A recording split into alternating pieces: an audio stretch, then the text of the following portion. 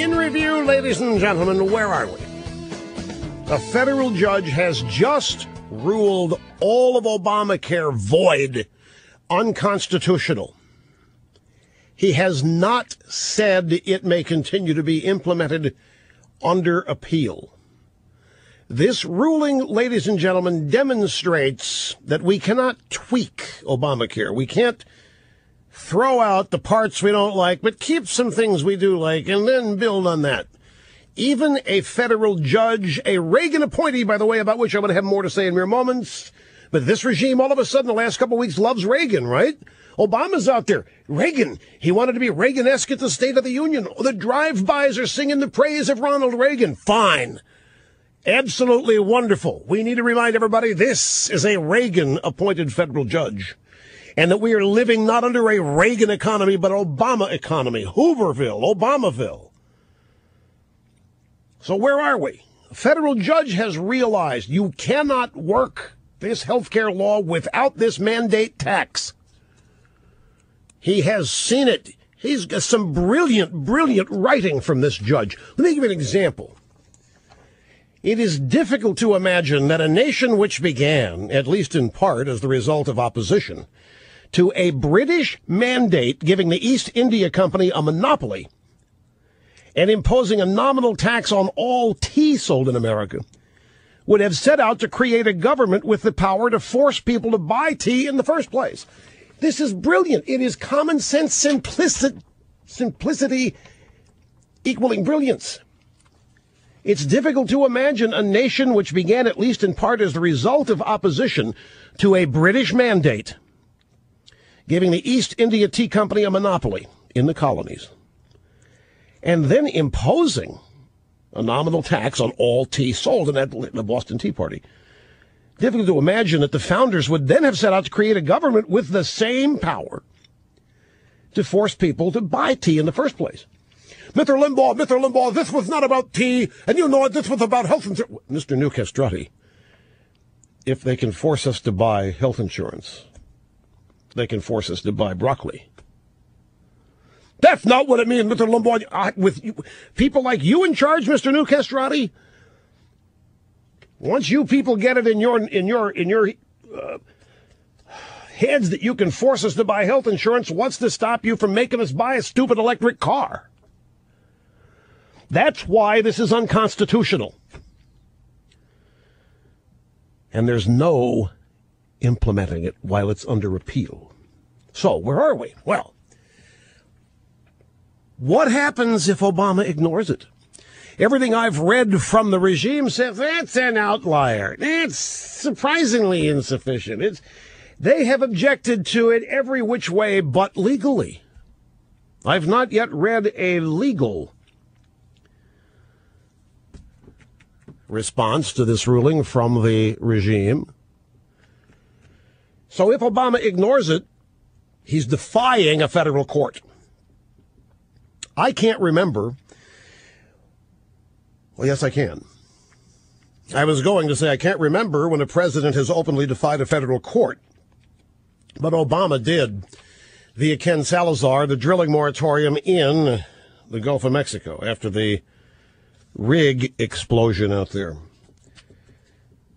But a president and administration openly defying a federal court ruling is an extremely serious constitutional crisis, whether the media thinks it is or not. Again, I just ask you, if Nixon had ignored the judiciary during Watergate, what do you think?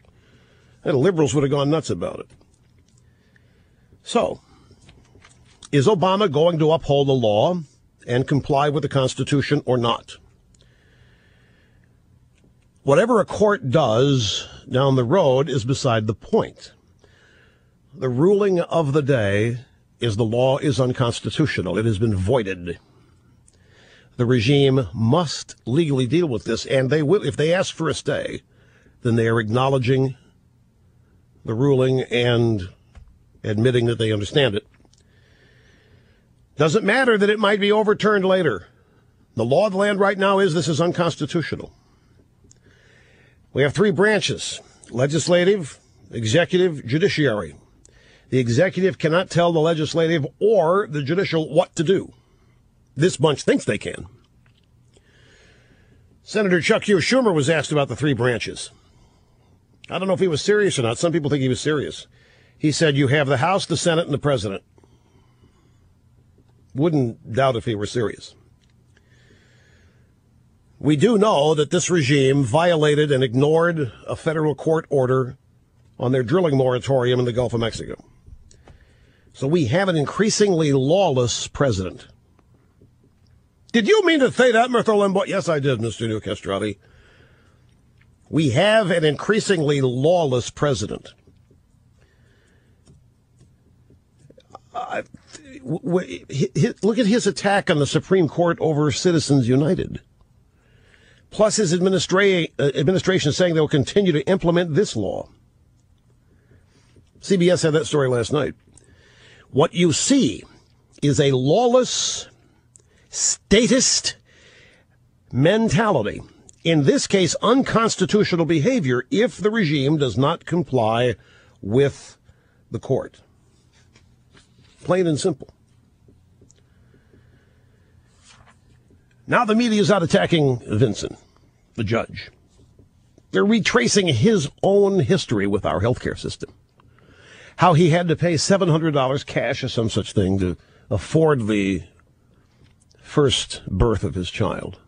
The birth of his first child. As though there's something criminal or corrupt or whatever, doing their best.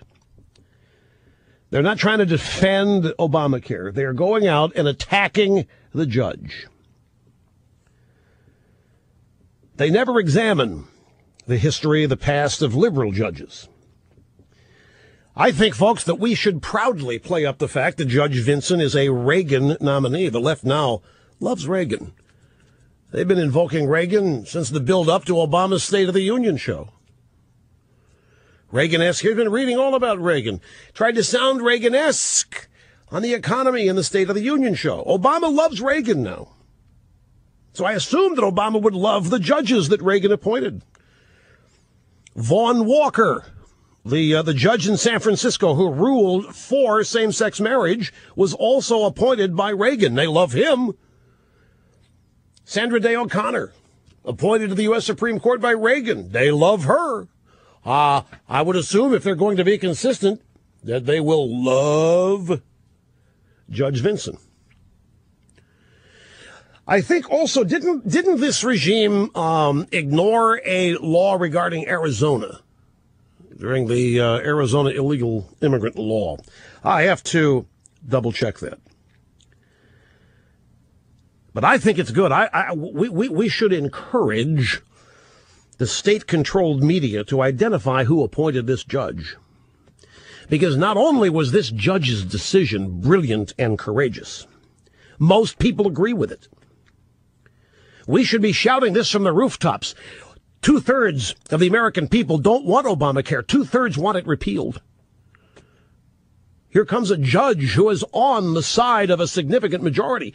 Proudly proclaim his name, Judge Vinson. Proudly proclaim who nominated him, Ronald Reagan. Brilliant decision. Reagan judge, Reagan appointed judge, upheld the Constitution, struck down Obamacare. Great for conservatism. People on our side who believe the era of Reagan is over, you can slink away now and come out of your hole in a couple of weeks. For now, the era of Reagan is alive and well and may have saved the United States from a transformation to pure, utter socialism. Long live Ronald Reagan, and long live Judge Vinson, and long live all of Reagan's appointees.